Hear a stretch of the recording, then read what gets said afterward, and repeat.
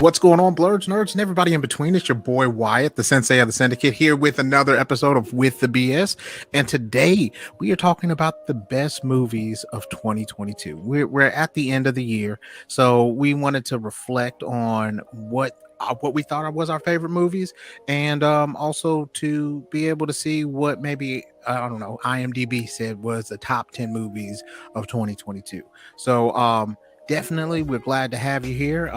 Before you do anything else, we want you to go ahead and click the like, share, subscribe, and we're gonna love you 3000. So before I get into anything else, I want to introduce the right-hand man of the syndicate, founder of the 2020 podcast LLC. Please say the LLC, sir. What's happening, man?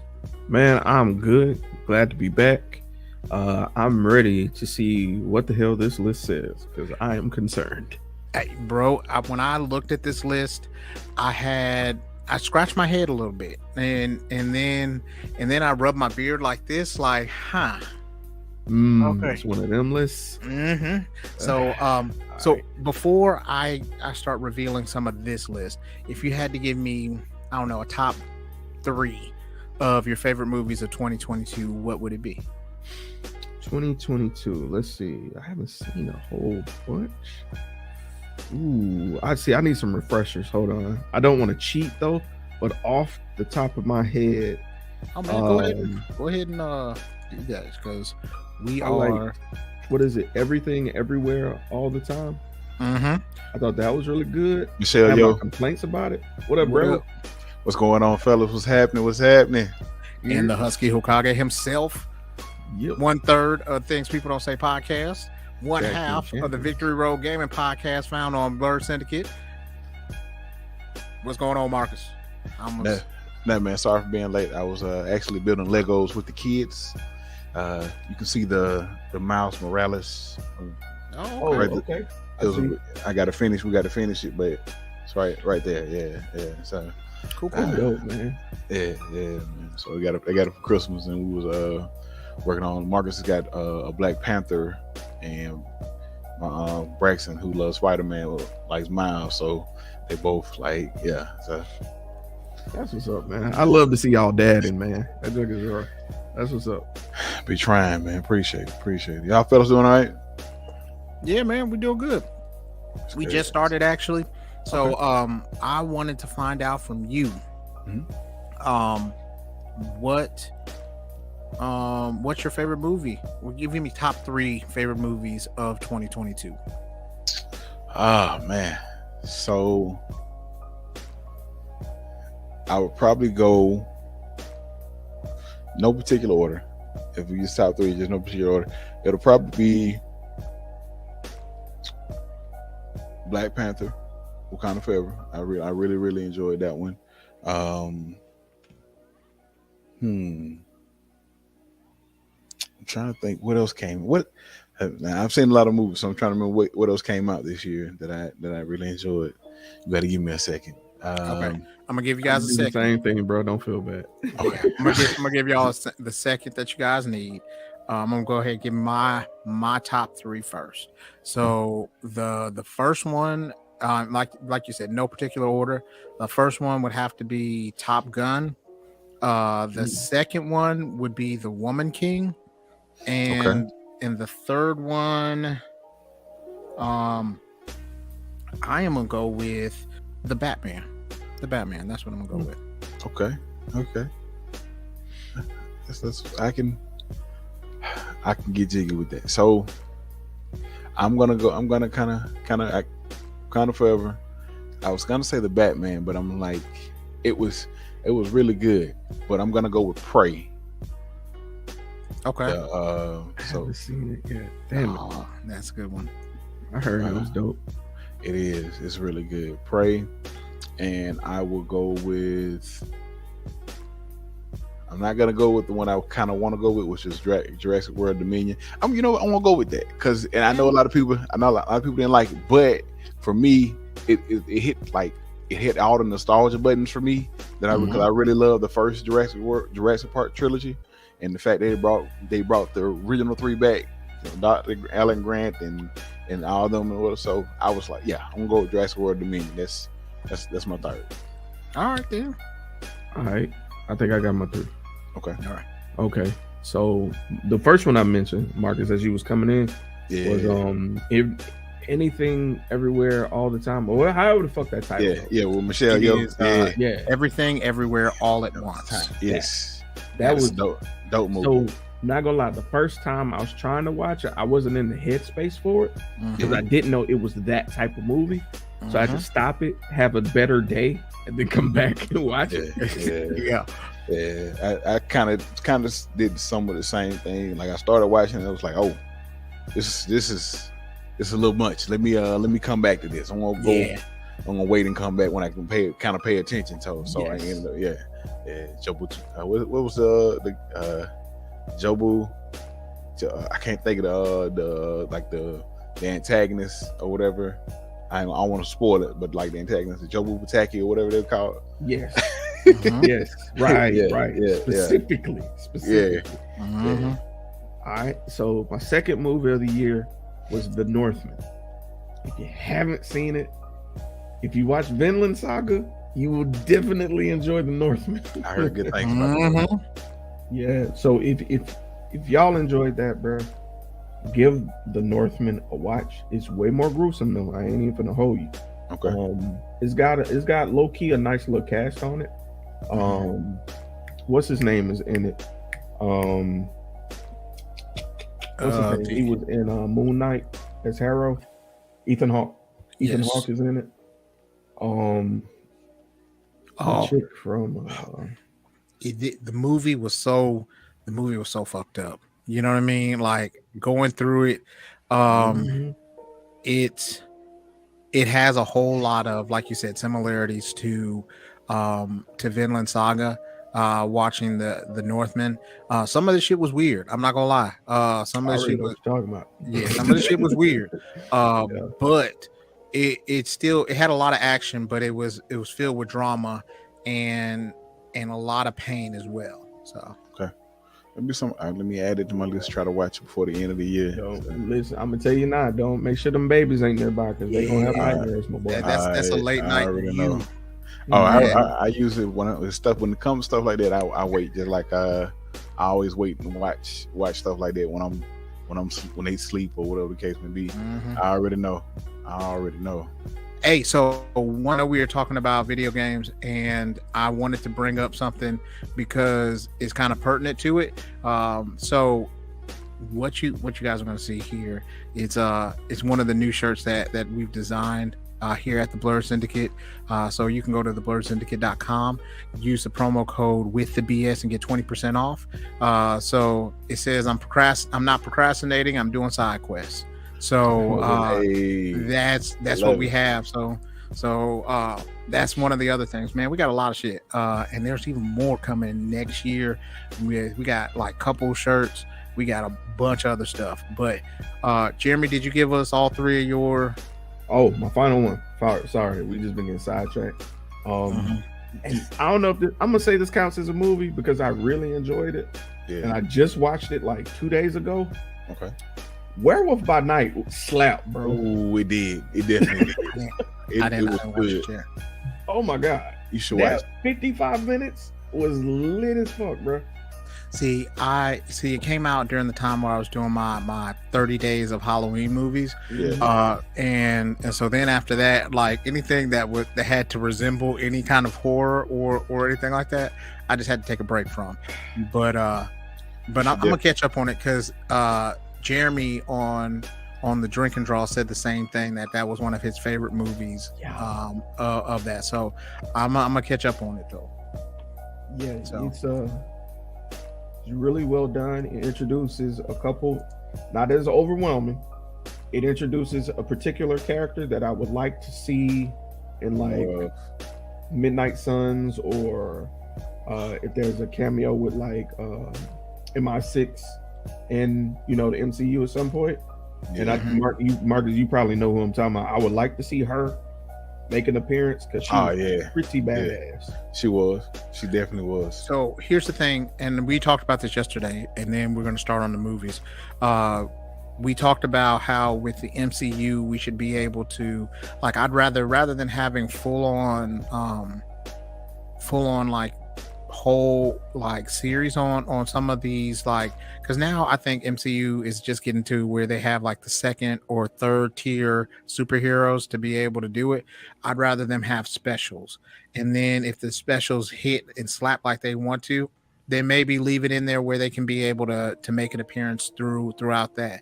But I don't want it to be something where like they're force feeding you that you have to watch this, because some of those series ran a little bit long. You know what I mean? Like they could have been just a movie, or honestly, even like you said, a special where it was kind of like a backdoor pilot to it. So I can see that.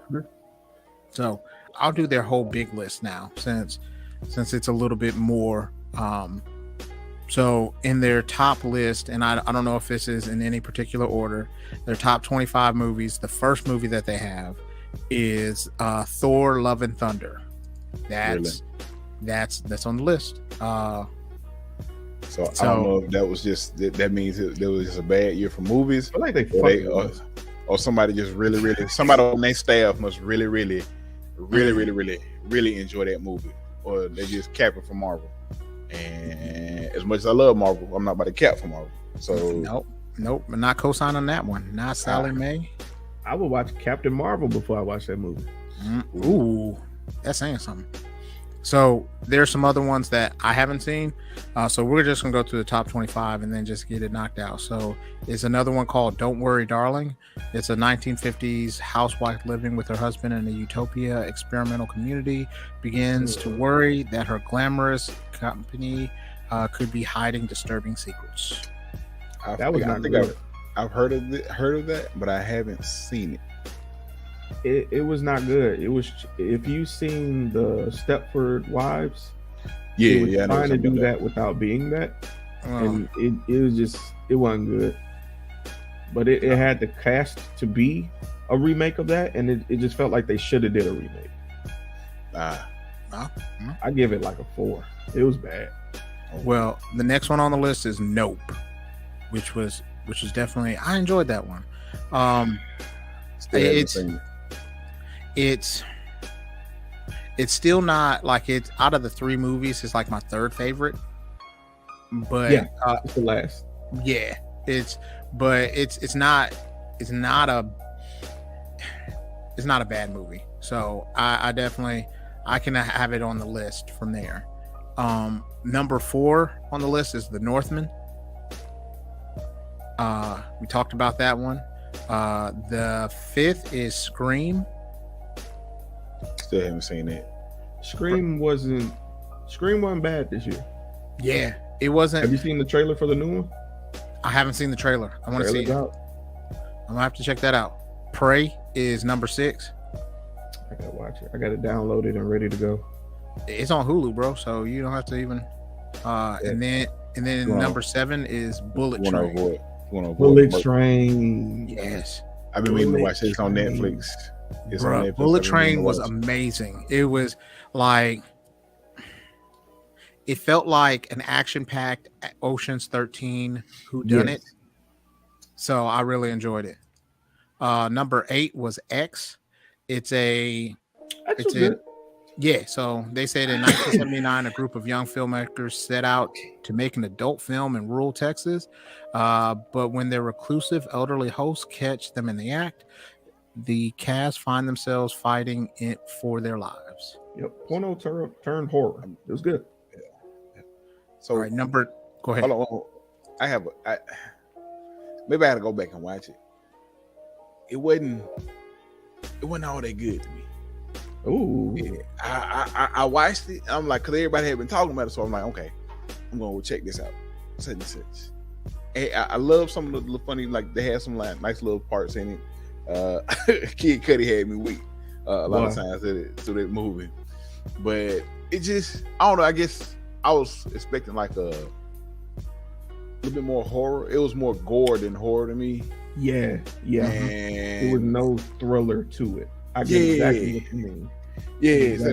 And I think I went in thinking more it was gonna be more of a thriller horror than what it was. that could be, and that could definitely be the reason why I didn't like it as much. But I was thinking about going back and watching. They got a prequel to it or whatever. Mhm. Yeah, they got 3 movies that they made within like a year and a half period. So like with the prequel, the sequel, and then like the original, all were made within 3 months, and they said that they were really, really good all together.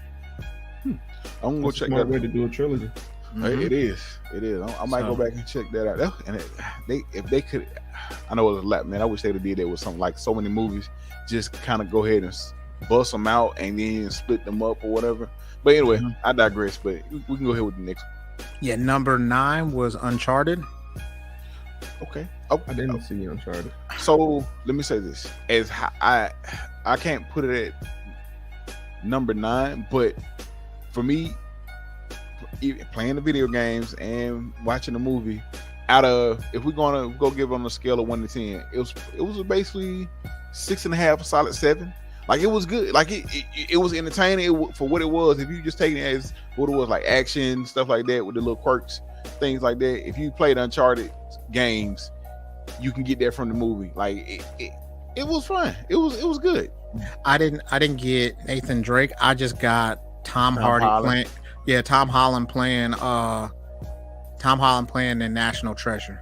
My bad. Yeah, so it's all good. So yeah, he to me it just came off as like National Treasure with Tom Holland. You know what I mean? And then you have Mark Wahlberg in there, and Me and Mark like, Wahlberg.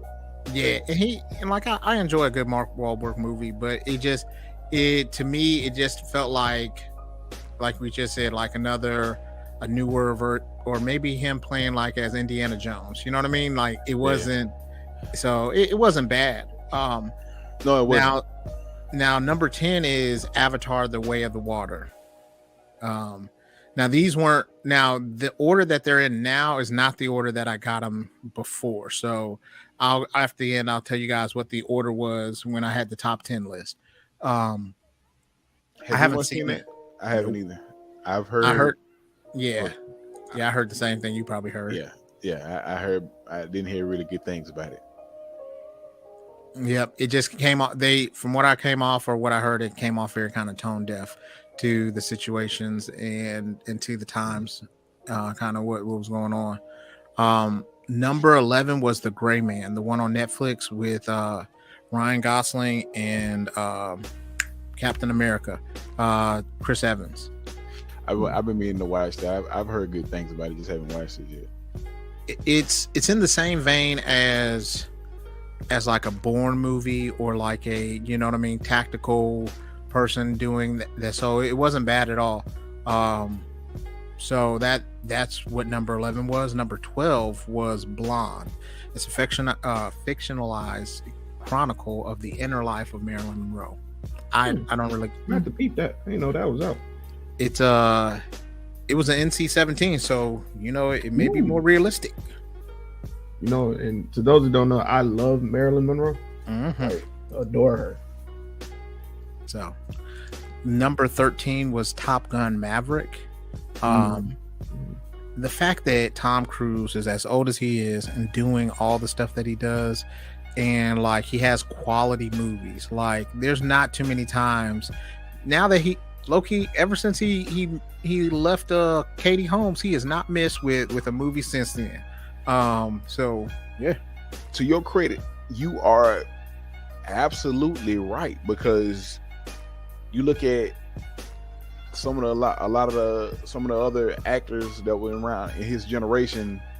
You look at the movies they're doing are going straight to video or straight to streaming services. Like, it's like Tom was like, "Fuck that, y'all gonna put my shit on theater." Like, and he ain't stopping. Like, he got another Mission Impossible movie coming out. At least 2 more. No, he got two because there's a part 1, so that means that there already is a part 2. Yeah. But he was cussing folks out during the pandemic. He was like, if y'all don't put on these goddamn masks, and hey, he was about his money though, so I couldn't really trip. Hey. Number 14 was The Batman, which I thought was a really good movie.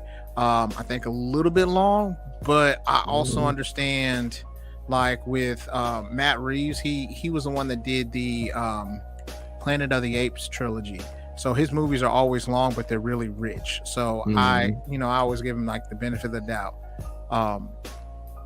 Number 15 was the Adam Project. With Ryan Reynolds. Yes. Yeah, that was actually pretty good. It was I watched that with my kids. That was actually pretty good. I enjoyed that movie. Yep.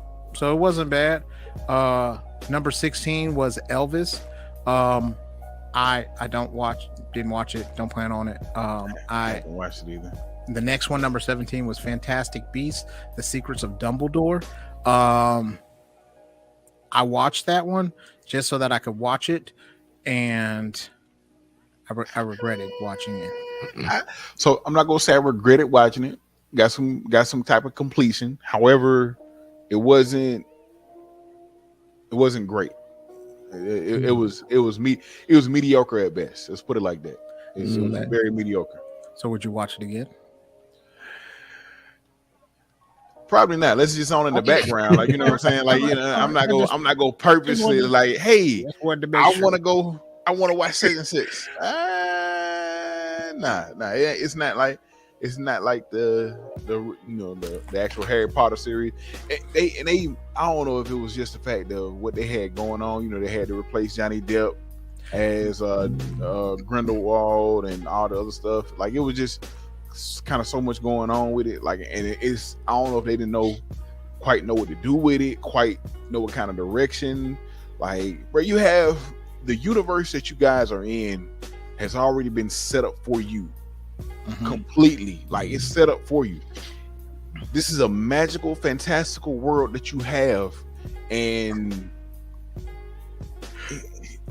it's always funny to me to hear like a grown man to be like, it's a magical and fantastical world. You know what I'm saying? Like, we don't usually get to be able to use those adjectives. So when you, it's just like saying the word moist. You know what I'm saying? It just tickles me. Not in that way. Pause. Anyways, So yeah, I watched it and it was just dry, like, you know what I mean? And even though you knew what was going on, like, I just wanted to see the fight between Grindelwald and Dumbledore, and they kind of just played around with it. You know what I'm saying? They played around it like we're gonna do it, like, and they made it seem like they were gonna have another movie to do it, so that they just like, because they had, you know, for those who, so essentially they had magical bracelets that wouldn't allow them to attack each other because they once were lovers, and so therefore they couldn't attack each other. So at the end of the movie, like, Grindelwald is trying to become the president of the magical world. He's trying to essentially be Trump. You know what I'm saying?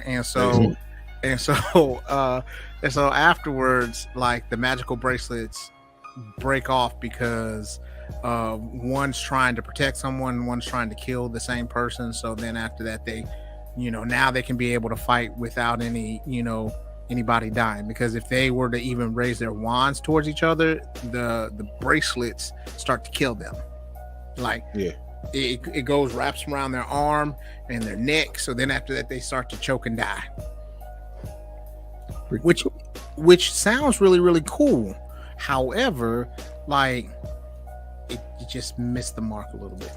Yeah, they and as I said, they had, like I just said, they had everything there for them, and it's like, it was just poor writing. It was really poor writing.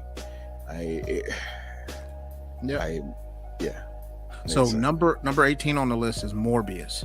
I don't know why the hell this is on the list. Matt Smith. I don't know why it's on my list. Like, I don't know why out of 25 movies that came out this year, Morbius, does that say something about the movies that came out this year? Because if Morbius made it, I still don't understand how they survived the man-eating bats. They were eating on a wildebeest, but then all of a sudden they survive. I had questions at the beginning. But I'm sorry. I still haven't seen Morbius all the way through. Don't worry about it. You ain't missing nothing. So number 19 is Black Adam. They really, somebody get their rocks off on comic book movies or something. I guess got it. I think that. So here's the thing. I think that's an issue. and I think it plagues a lot of DC movies is the fact that they try to do too much, but they haven't built up the loyalty with the fans to be able to do that. Like, and then like it would have been different if, say, for instance, The Rock was like in like a Phase 3 movie, and you know what I mean, and then you have, you know, the Justice Society and all the rest of it. He just tried to force too much stuff to happen at one time, and you couldn't do it. So let me ask y'all this while we talking about we on kind of on this subject. Mm-hmm. So I've seen a couple of people.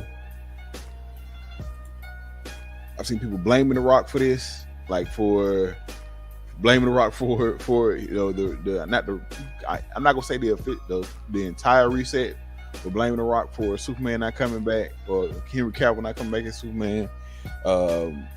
I see people talking about how The Rock wasn't like this. This was just basically another boat and pony show for The Rock. Like basically he was just trying to make something that wasn't there or convince people. Like it's just. So I haven't seen Black Adam, and like I wanted to watch it at first, but all this negativity. Like I said, I love The Rock. You heard me say it time and time again. I think The Rock is a national treasure. However, I like I said. I'm like I said, just seeing people saying that it's his fault. He's the reason why they ain't bringing him Cavill back. Like, how do you guys feel? Like, cause have you guys seen the movie? Yeah, I've seen it. Sir, you want to go or? I didn't hate the movie. I thought the movie was all right. Yeah, I mean, yeah. Go ahead. I think he overhyped it. I think he there's a certain level of Rock attention he brought to it, where it didn't need Rock attention. And that was my complaint the entire time. It was like, y'all are bringing this Fast and Furious energy to this comic book movie, and DC isn't going in that direction. Is going to create a this should have been a dark movie. This should have been along the lines of dark, as like in not quite Joker, but like in that realm. You know what I mean? Yeah. Mm-hmm. So it was my thing is like people were saying basically this wasn't the Rock playing Shazam. This was just The Rock in a superhero costume. Like No. So here's the thing. So I think The Rock did a better job acting than he has done in a very long time, because usually The Rock is playing The Rock the wrestler in different roles, and so this one was a little bit different because he was a little bit more stern. He was a little bit more like standoffish. So I appreciated that part of it. Now, a part of what's gotten The Rock popular is the fact that he promotes the movie like The Rock. So every movie that he does, everything that he does at that point is like, hey, I am doing the absolute best. This is going to be an amazing movie. All of his movies, like, so hold on. So I'm going to tell you this, because Marcus, I'm right there with you. I'm a big Rock fan. However, all of his movies are mid. You know what I'm saying? He's not had like a really good like movie that determines his skills, but he does a damn good job. He's really personable, so people really like his personality. He's like a modern day Will Smith, but not as good as acting. So I can definitely see that, because I haven't watched Glass Onion yet, but like Ryan or Rain Johnson has came out and he was basically saying like Batista is the best wrestler turned actor. That's because he was an actor before he was anything else. So like Batista was in an episode of like Xena Warrior Princess like back in the day, like first season type stuff. So like he was an actor way before he was anything else. So like it's cool that he has that, and he's always had that itch to not, and he's also not put himself in the position where he's just doing superhero movies. So like even when he does other movies, he makes sure that even if it's a small role, he does something that's out of character so that he can be able to build up his repertoire. So, but The Rock is always about like flash, and that's how The Rock's been all the time though. So that's that's what he's been like as far as that's concerned. He's always been like, even when he's a wrestler, like his wrestling moves weren't all the best, but because of the fact that he cut a damn good promo, he could be able to get away with this shit. So so I think because he put so much of a spotlight on himself that that, you know what I'm saying, the flaws of the movie, because he hyped it up like this is the best thing since, you know, fucking Superman with Christopher Reeves came out. We changing everything, we doing all this. But I also think that they gave him too much power in the DC to be able to, in the DC universe at that time. So he worked, like whoever, like his ex-wife, his manager Danny Garcia worked a damn good deal, because she also represents Henry Cavill. So she did represent Henry, because they think he probably dropped her ass too. Yeah, he probably dropped her ass after this. I would too, you know what I'm saying? But yeah, he does a lot of stuff like that just to be able to push forward. And like it was a political move, but yeah, it wasn't his fault. He did exactly what he was supposed to do, but the movie wasn't up to snuff. But none of DC's movies have really been up to snuff if you think about it. True. It's just and so like I think that no matter what happened, he was still going to have that same issue, because they were still going to get rid of him. They were still going to, like, they may have kept him as Black Adam, but you know what I mean? They were still going to get rid of that. They were still going to get rid of Henry Cavill, because you got to be able to start new. So that's not The Rock's fault. That's just the fact that they changed everything. So anyways, number 20 is Everything Everywhere All at Once. We talked about that a little bit earlier. A damn good movie, like, but you have to really pay attention to it. You just can't watch it and turn it on. That's one of those movies that you got to sit there and got nothing else to do. You can't fold no clothes. You can't do nothing. So, but it's really, really good. See what you did there, folding clothes. Yeah, my laundromat. It's got a laundromat in it. You see? So, number 21 is The Black Phone. Okay. I liked it. Ethan Hawke's been working, man. Yeah. You know, he's had that revival, kind of like what Michael Keaton used to have, like when he came back from what he was like the Birdman in one movie, and then after that he started to get a lot of work. Like, they go from being like that attractive young man to now they're just old and grizzled, and so now they've worked on it. So that's really cool that he's had that. Number 22 is Death on the Nile. So I love Agatha Christie books, because I'm a sucker for a good whodunit murder mystery. Now, although I'm not gonna lie, this movie is full of tropes. It is very gorgeously shot, bro. Yeah. The director, who plays Investigative Poirot, is also the director / writer for the screenplay. Get out of here. Yeah, so he's the one. If you saw Murder on the Orient Express, that one as well. I enjoyed both of these movies. I saw both of them. I love a good detective movie, and this man be working through and through. And overall, you can still have a predictable whodunit and still have a great movie. Yeah, and that's why this movie should. So here's the thing: I versus Glass Onion, because I saw that. I prefer Death on the Nile, because really, you got to watch Glass Onion. Glass Onion, it just came out, so I'm not gonna spoil everything from there. There's a lot of, like, I kind of figured out most of it earlier on, like, but then with Death on the Nile, like, just when you thought that you knew who it was, then that person, then they did. Then you're like, what the fuck? Like, you know what I'm saying? So, so it's different levels to it, and I appreciated that. So we're getting down. That's number 22. Number 23 was Jurassic World Dominion. In all fairness, I forgot that movie came out, and I'm gonna be 1 billion with you. Forgive me for what I'm about to say. with Chris Pratt, these Jurassic Park movies are starting to blend together for me. I really can't tell them apart. The first one was good. The second I one, agree, but the second one I was could kind of easily reaching. confuse parts from 2 with 1, and I haven't even seen 3, so I'm pretty sure I could probably, you know what I'm saying? I can see that. I can see that. My only thing is, there's big ass dinosaurs, of course.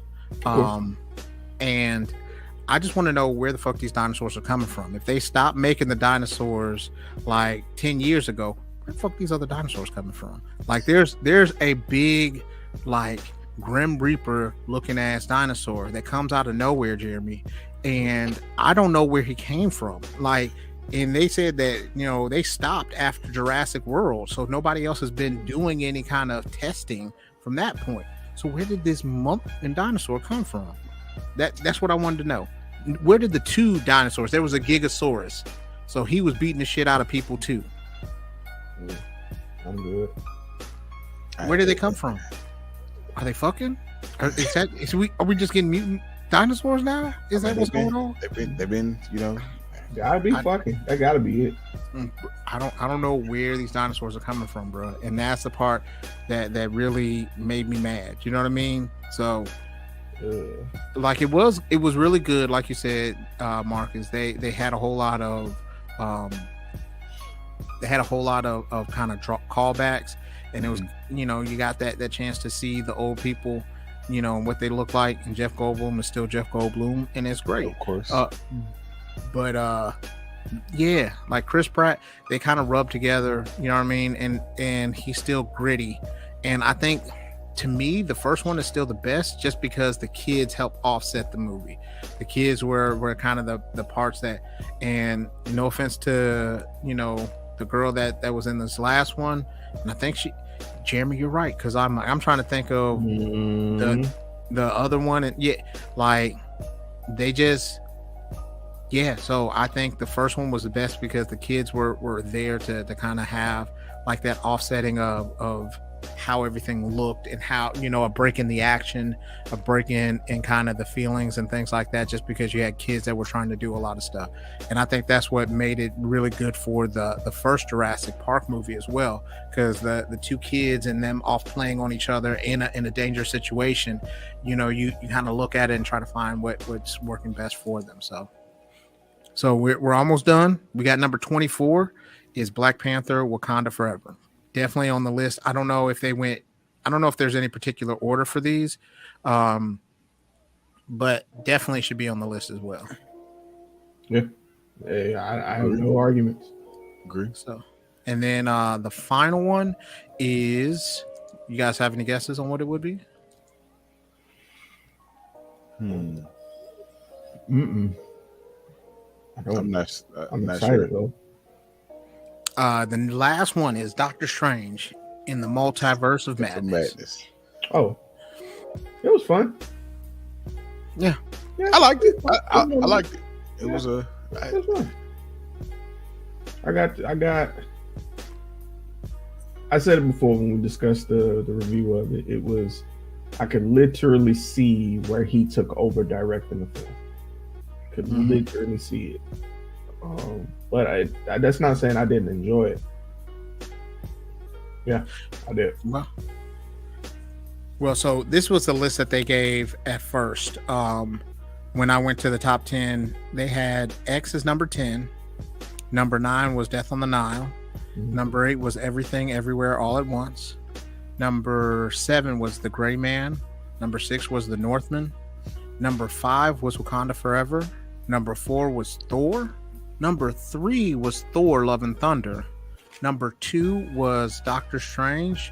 And number 1 was The Batman. Yeah, somebody kid made that movie. I made that list. Bruh. When I saw that list, I was like, oh, we gonna have a shit show over here. That feels like a 16-year-old made that. Mm-hmm. Yeah, I'm not sure how they got that list. I'm still, but you know. Why is Thor should Morbius not be on that list, bro? Thor and Morbius? I'm gonna say it. Neither one of them should be on this list. should be nowhere near that list. Mm. Like unless 2022 was just that bad for movies, like I don't know. It was some foreign films that did kind of good this year. Right, like they could have eat. That's my thing. Like if we go count movies, like it's plenty of movies that came out that's really good. Like that ain't necessarily made in the United States. Because I know what was one that I watched that I thought was even the anime ones. Jujutsu Kaisen was awesome. That was gonna be my number 3, but I picked Jurassic World. But Jujutsu Kaisen 0 was gonna be my number 3. Yeah. Before I picked. If you don't even like that, you can go Dragon Ball Super. Oh, Superhero. fuck. Yeah, superhero. Man, I'm so glad they gave my nigga Gohan some shine. Everybody seen it? Has everybody seen it? Yeah. Okay. Okay. Yeah. Bruh. The form they gave Gohan, bruh. If it's canon, if they let him keep this form, he rivals what Goku and Vegeta are right now. Like Finally. plain and simple. Yep. Finally. So. And the manga just started back, by the way. Well, we went ahead, fellas. We finished 2022. I'm excited to see the movies that come out in 2023. It's been awesome with you guys. Like Loki, we have recorded over 100 episodes this year for the Blurred Syndicate. So, and you guys were on majority of them. If not together, but one throughout this. So I wanted to take the time and say thank y'all for being there.